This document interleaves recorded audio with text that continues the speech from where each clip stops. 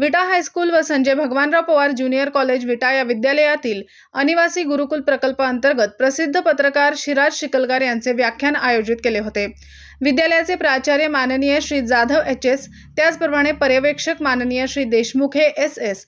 व Bhandare KS. Sir यांच्या मार्गदर्शनातून या व्याख्यानाचे नियोजन करण्यात आले होते। त्यामध्ये 5वी ते 10वीचे गुरुकुल प्रकल्पामधील 300 विद्यार्थी सहभागी झाले होते। प्रसिद्ध पत्रकार शिराज शिकलगार यांनी मोबाईलचे फायदे व शिक्षणामध्ये मोबाईलचे असलेले तोटे याची माहिती विद्यार्थ्यांना दिली। त्याचबरोबर स्वतःचे ध्येय पूर्ण करण्यासाठी कशा पद्धतीने अभ्यास करावा, कोणती ध्येय ठेवावीत याचे मार्गदर्शन विद्यार्थ्यांना केले।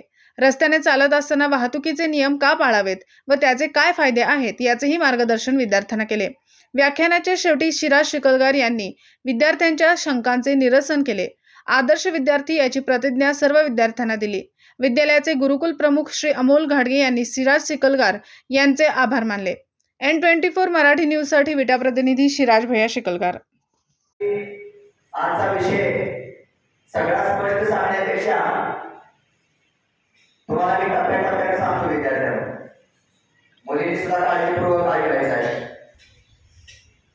दुर्लक्ष करायचं नाही। पाठीमागच्या विद्यार्थ्यांना माझी सूचना आहे की मनपूर्वक ऐकायचं आहे, कारण सारखी संधी चांगल्या गोष्टीची मिळत नसती।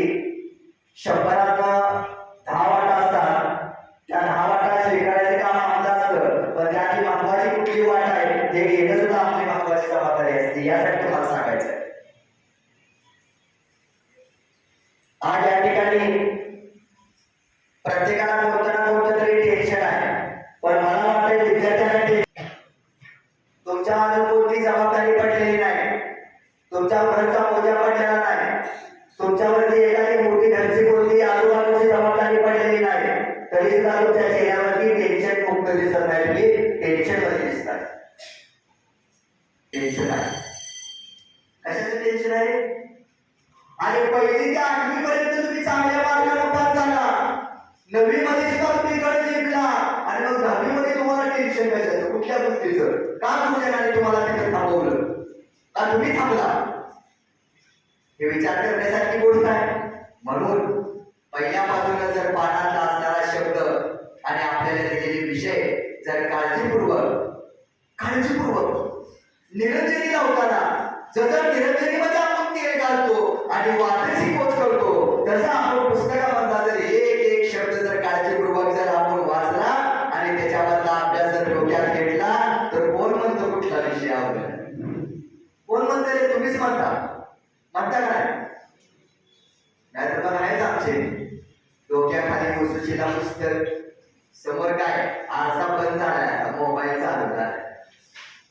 आरसा बंद झालाय, खरंच बंद झालाय, आरशा पुढे कोण जाईना, सेल्फीच काढून झालं ना, कमा शिवसेनेची सेल्फी असं चालतं काय? नाही होता का पहिला मोबाईल?